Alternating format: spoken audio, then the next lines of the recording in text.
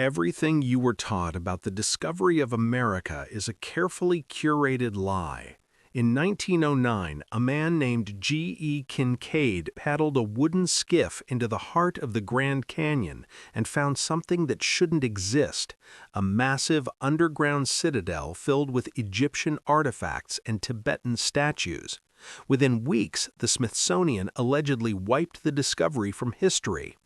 But Kinkaid didn't just find gold, he found a bloodline. This isn't just a legend, this is the story of the 13th tribe, the hidden vaults of the Forbidden Zone, and the secret war fought in the shadows of the American West that still dictates who holds power in Washington today. Stay with me, because once you see the map, there is no going back. The copper-stained map. The humidity in the Smithsonian's basement archives was thick enough to swallow a man's breath. Professor Elias Thorne shifted his spectacles, his fingers trembling as they hovered over a vellum scroll that hadn't seen sunlight since the Taft administration. Elias wasn't looking for a career boost, he was looking for a ghost. His grandfather had died screaming about the city of the sun in a sanitarium in 1942, clutching a piece of copper that bore no known chemical signature from the periodic table. As Elias unrolled the scroll, the first thing he noticed wasn't the ink, it was the smell, the metallic, biting scent of ozone and ancient dust.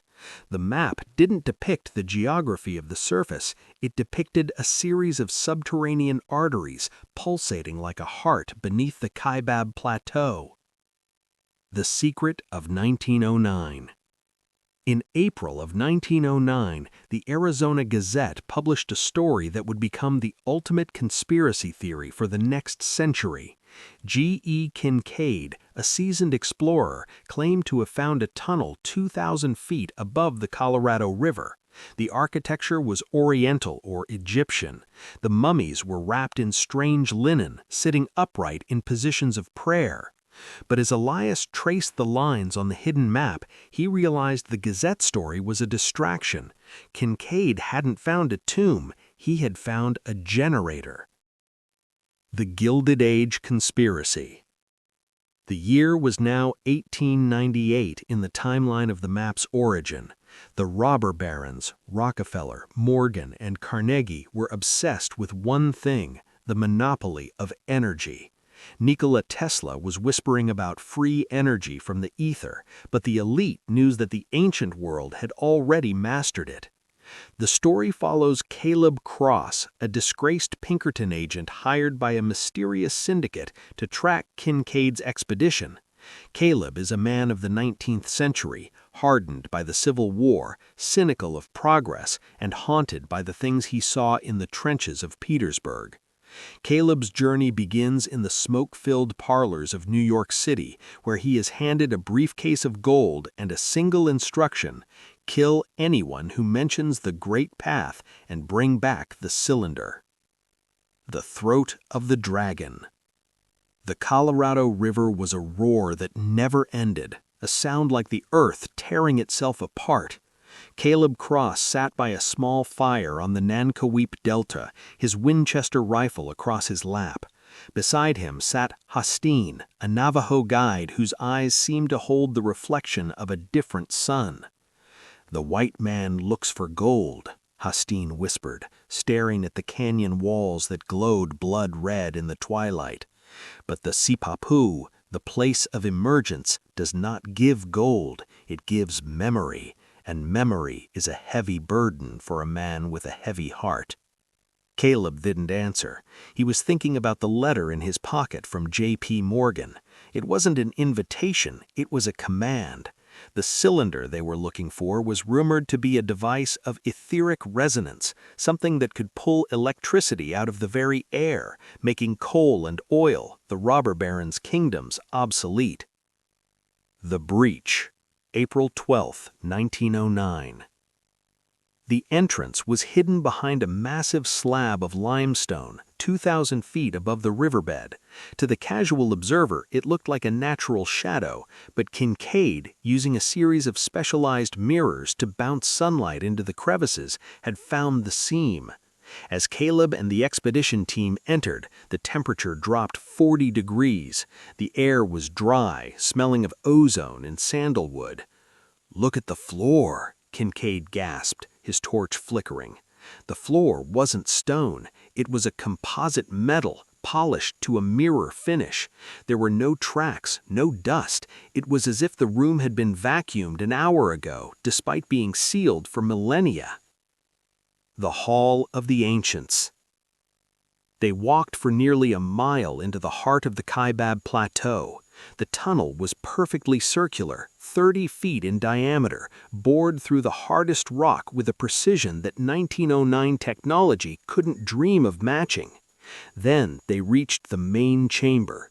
The statue in the center sat a figure carved from black obsidian, 12 feet tall. It sat cross-legged, reminiscent of the Buddha, but its facial features were distinctly Mediterranean. The tablets surrounding the statue were thousands of copper plates, each no thicker than a playing card, etched with a script that combined Egyptian hieroglyphs with Phoenician symbols. The sun disk, hovering, literally floating 3 inches off a stone pedestal, was a golden disk, humming with a low-frequency vibration that made the men's teeth ache. "This isn't a tomb," Caleb whispered, touching his hand to the wall. He felt a pulse. "It's a heart. The whole mountain is alive." The men in black wool, the historical deep state. While Caleb was discovering the impossible, 2,000 miles away in Washington, D.C., a meeting was taking place that would seal the fate of the Grand Canyon discovery. The Smithsonian secretary, Charles Walcott, sat across from a man's name never appeared in newspapers. They discussed the Kinkaid problem. If the public learns that a high-technology civilization existed in America before the Europeans, the entire narrative of manifest destiny collapses. If they find the energy source, the oil industry dies overnight. We cannot allow progress to be sabotaged by the past. A telegram was sent to the nearest military outpost. Sanitize the site. Use the 10th Cavalry. No survivors, no artifacts remain. The Hall of the Giants, the 13th Tribe. As Caleb and Kinkaid pushed deeper into the cross hall, the air grew thick with a strange bioluminescent mist. The walls were no longer rough-hewn, they were coated in a ceramic-like substance that glowed with a faint, pulsing blue light. "Kinkaid, look up," Caleb whispered. Above them, suspended in translucent, resin-like coffins, were the mummies of the Grand Canyon. But they weren't human, at least not by 1909 standards. The stature. Every single one of them was between 8 and 9 feet tall. The hair. Despite the passage of millennia, their hair remained a vibrant, shocking crimson red. The attire.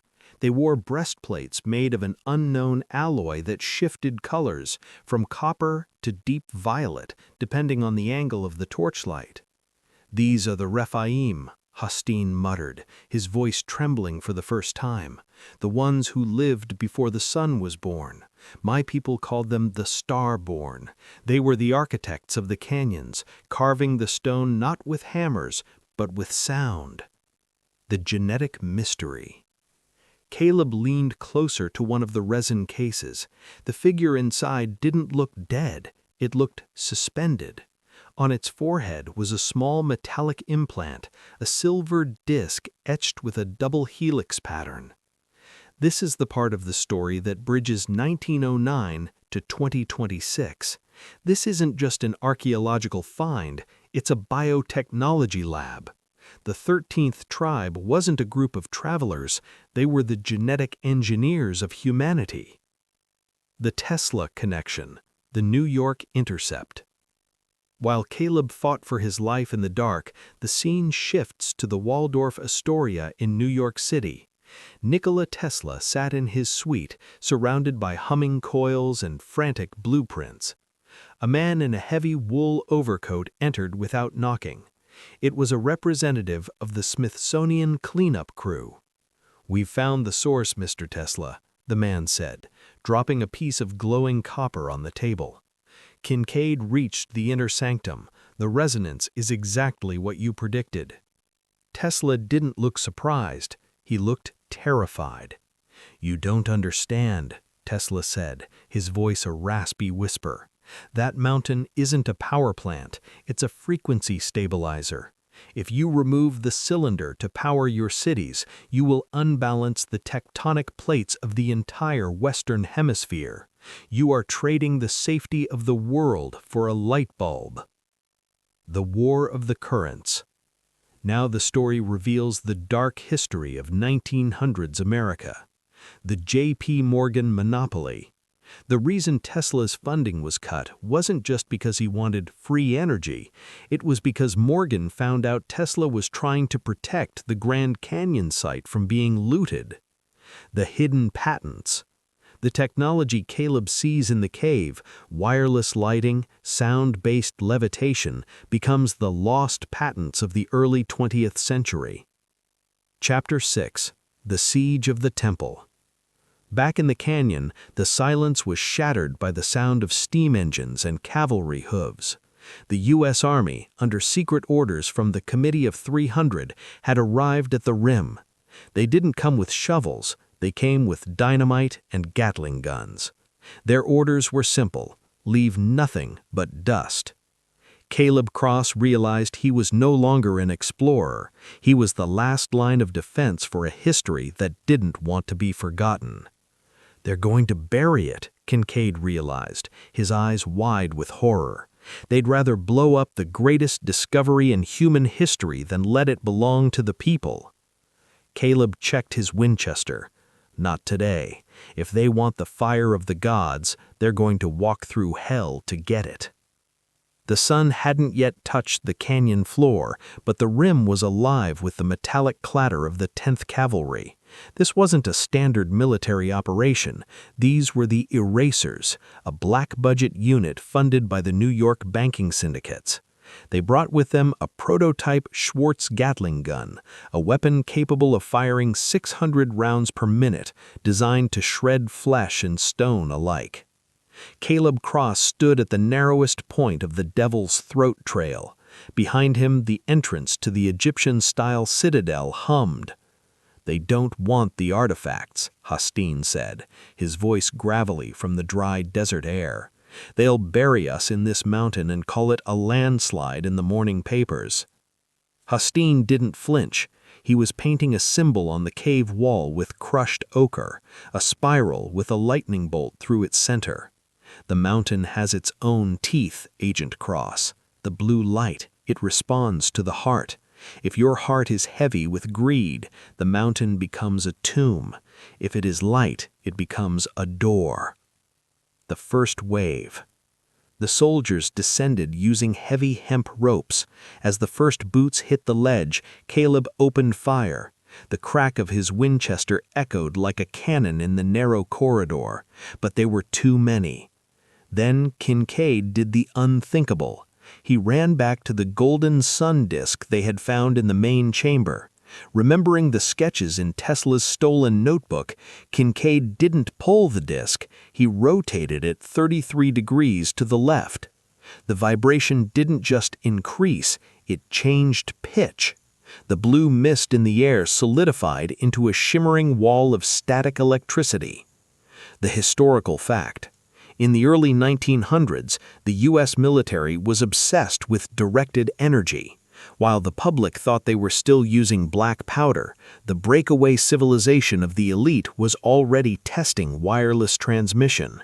The Stargate, the transit system. As the military's dynamite began to collapse the outer tunnels, Caleb, Hastine, and Kinkaid were forced deeper into the forbidden zone. They reached a room that defied every law of 19th century physics. The floor was a map of the stars, but not as they appear today.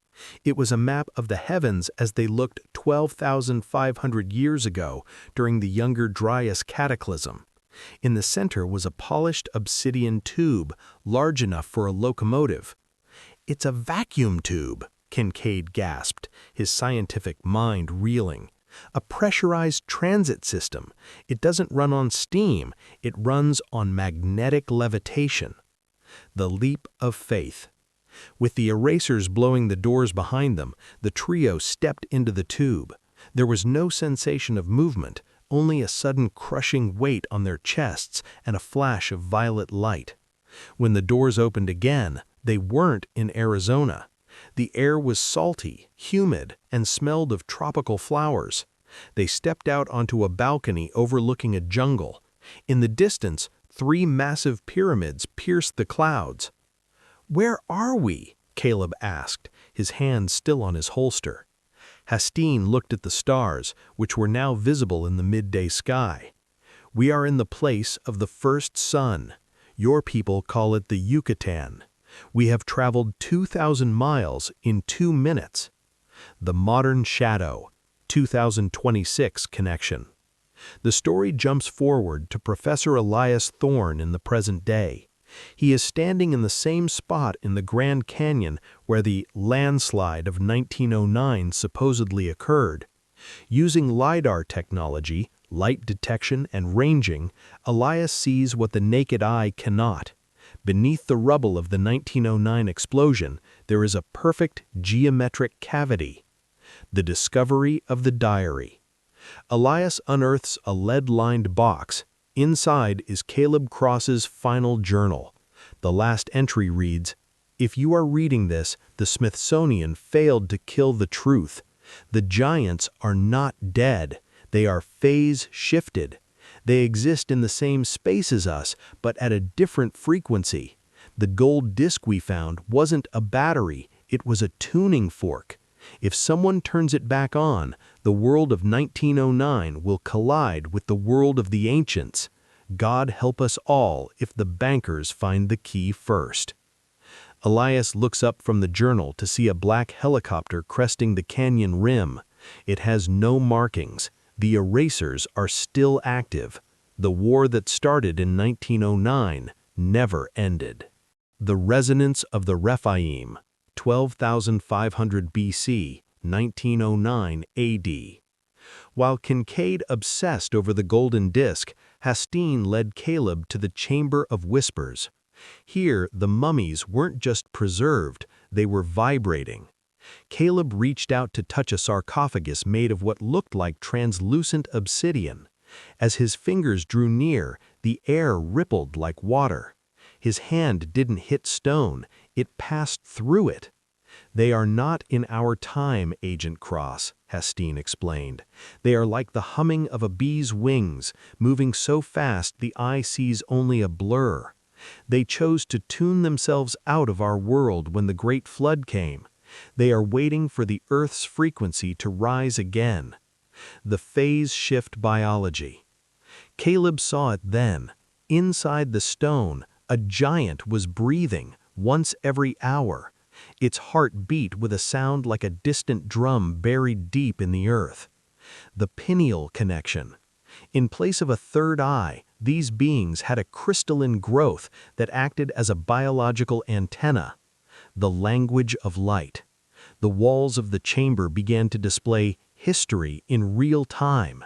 Caleb saw the building of the Giza pyramids, not with slaves, but with massive sonic tuning forks that made stones weightless. The modern extraction, 2026 AD. The roar of the black, unmarked Sikorsky helicopters shattered the silence of the Grand Canyon. Professor Elias Thorne scrambled into his modified jeep, clutching Caleb Cross's lead-lined diary. "They're using ground-penetrating radar," his assistant Sarah screamed over the wind. "Elias, they aren't here to arrest us. They're here to decommission the entire sector." Elias slammed the jeep into gear. He knew something the mercenaries didn't. The diary contained the key of 33. Caleb had hidden the final component of the golden sun disk, not in the canyon, but in the Hoover Dam's foundation, a structure built by the same syndicate that tried to bury the discovery in 1909. The high-speed pursuit. The chase moved from the jagged cliffs of the South Rim towards the Nevada border. The tech. The mercenaries used active denial systems, heat rays, to try and stop the Jeep. The counter, Elias used an old Tesla coil device he had built based on the diary sketches. When he flipped the switch, the electronic systems of the pursuing helicopters flickered and died, sending them spiraling into the canyon floor. "History is a weapon, Sarah," Elias shouted as they raced across the desert, "and we just found the trigger." The Hoover Dam secret, the industrial occult. Why was the Hoover Dam really built? In our story, it wasn't just for electricity or water. It was built as a massive Faraday cage to suppress the energy leak coming from the underground citadel Caleb had found. Elias reached the winged figures of the Republic, the massive bronze statues at the dam. He noticed the star map on the floor, identical to the one Caleb saw in 1909. He realized the Great Reset wasn't a myth. The elite had been using the ancient technology to control the world's weather and financial markets for over a century. The cylinder Caleb died for was currently hidden in level 20 of the dam, a floor that doesn't exist on any public blueprint.